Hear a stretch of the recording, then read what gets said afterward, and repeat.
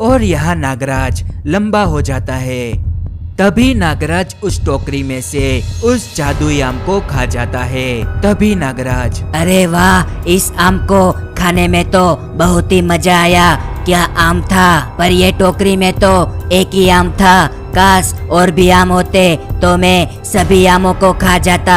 अब चलो मैं गांव का चक्कर लगा कर आता हूँ और इस टोकरी को भी अपने साथ ले जाता हूँ और इसे किसी जरूरतमंद को दे देता हूँ। ऐसा कह के नागराज उस टोकरी को लेके चला जाता है। फिर कुछ समय के बाद दो शैतान वहाँ आते हैं। तभी शैतान, अरे वो जादुई आम की टोकरी कहाँ गई? कहाँ छोड़ा था तुमने उसे? सच सच बताओ, वरना असली शैतान तुम्हें और मुझे छोड़ेंगे नहीं। तभी दूसरा शैतान, अरे मेरे शैतान भाई, तुम्हारी माँ की कसम, मैंने उस जादुई आम की टोकरी को यही छोड़ा था।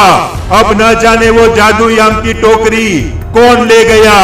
हमें उस टोकरी के बारे में पता लगाना पड़ेगा। तभी शैतान, वाह, मेरी माँ की कसम क्यों खाते हो? टोकरी को छोड़ो, उसके अंदर रखे उस जादुई आम की सोचो, वो कहाँ होगा? वो हमारे शैतान का जादुई आम था जो उनकी चुड़ैल बहन ने भेजा था।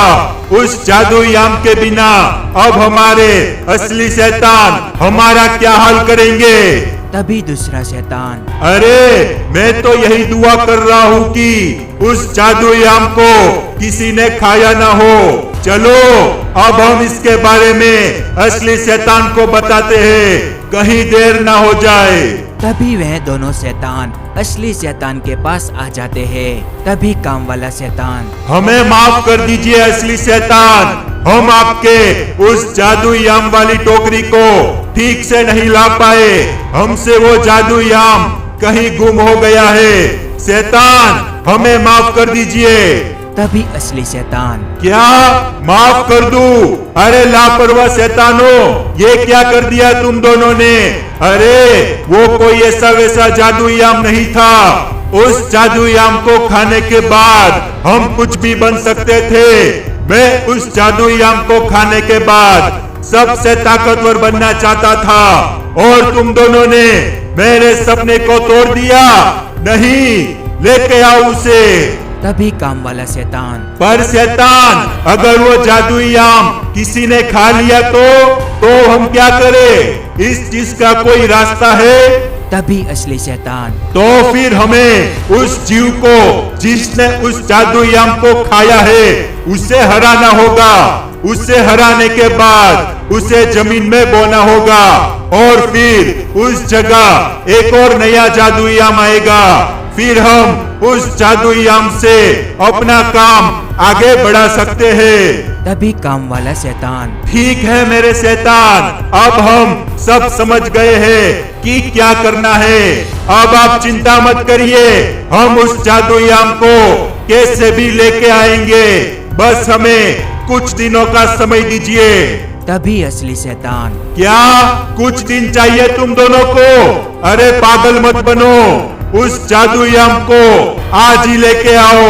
अगर उसे किसी ने खा लिया तो फिर उस जीव को दिन ढलने से पहले हराना होगा।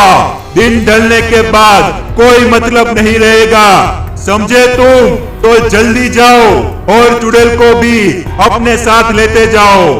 फिर शैतान और चुड़ैल उस गांव में चले जाते हैं और यहाँ नागराज लंबा हो जाता है।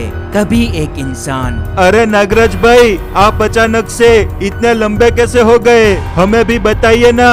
तभी लंबा नागराज, अरे हाँ, मैं तो लंबा हो गया, पर ये कैसे हुआ?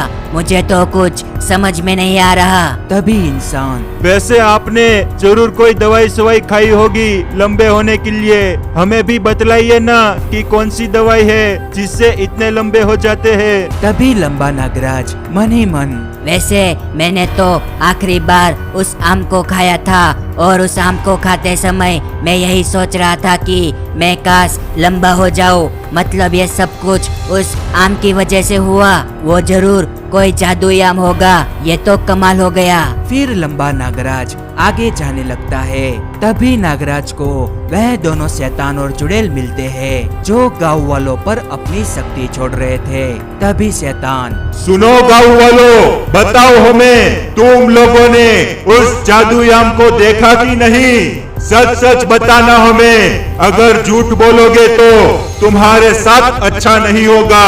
तो बताओ, किसी ने देखा वो जादूयाम? तभी लंबा नागराज, अरे शैतानों, कौन सा आम, जरा खुल के बताओ मुझे।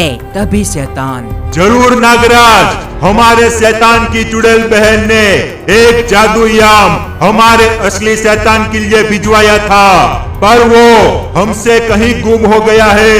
हम उसी के लिए ये सब कर रहे हैं। तभी लंबा नागराज, अरे शैतानों, तुम लोग गांव वालों को परेशान करना बंद करो। वो जादूयाम जिसके बारे में तुम बात कर रहे हो वो मैं खा गया। अब बताओ क्या करना है। तभी चुड़ैल, क्या तुम खा गए उसे? अरे पर तुम मुझे एक बात बताओ, तुमने उस आम को खाते वक्त क्या सोचा था?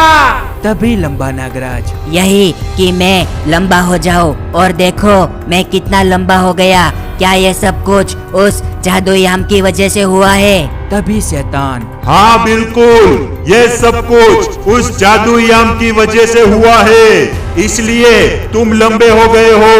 अब हमें तुम्हें अपने असली शैतान के पास ले जाना होगा दिन ढलने के पहले, वरना गड़बड़ हो जाएगी। तभी चुड़ैल, चलो नागराज, हमारे असली शैतान के पास, अब वो तुम्हें छोड़ेंगे नहीं। तभी लंबा नागराज, क्या तुम मुझे हराना चाहते हो?